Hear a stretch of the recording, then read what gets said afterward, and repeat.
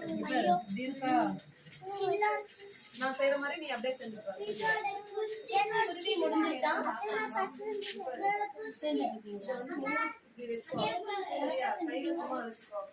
வந்துச்சு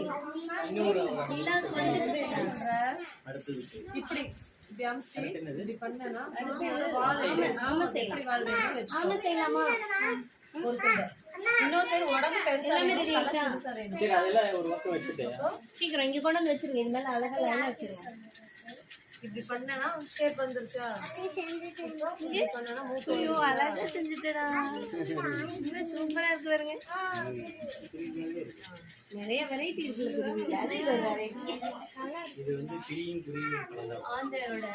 கல்வர் போட்டுட்டாங்க அங்க குருவி பறக்குது